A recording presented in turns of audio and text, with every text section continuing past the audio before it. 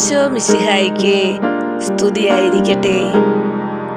ഇന്നത്തെ വചനഭാഗം 1 പത്രോസ് 3-ാം അധ്യായം 9-ാം വാക്യം. തിന്മയ്ക്ക് തിന്മയോ നിന്ദനത്തിന് നിന്ദനമോ പകരം കൊടുക്കാതെ അനുഗ്രഹിക്കുവിൻ.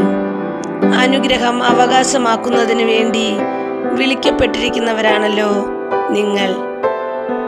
പ്രിയമുള്ളവരെ, ഈ വചനഭാഗത്തിലൂടെ ഈശോ നമ്മോട് പറയുകയാണ്, നമ്മെ ദ്രോഹിക്കുന്നവരോടും നമുക്കെതിരെ തിന്മ പ്രവർത്തിക്കുന്നവരോടും തിരിച്ച് ദ്രോഹമോ നിന്ദനമോ നൽകാതെ അവരെ അനുഗ്രഹിച്ച് പ്രാർത്ഥിക്കണമെന്ന്.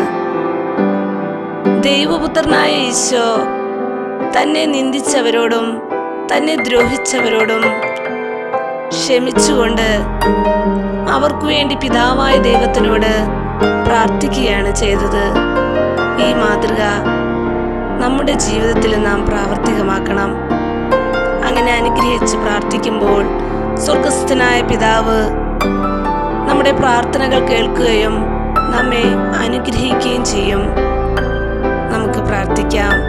നല്ലവനായ ദൈവമേ, ഞങ്ങളെ ദ്രോഹിക്കുന്നവരോടും ഞങ്ങളെ നിന്ദിക്കുന്നവരോടും ക്ഷമിക്കുവാനുള്ള വലിയ കൃപ ഞങ്ങൾക്ക് ഓരോരുത്തർക്കും നൽകണമേ.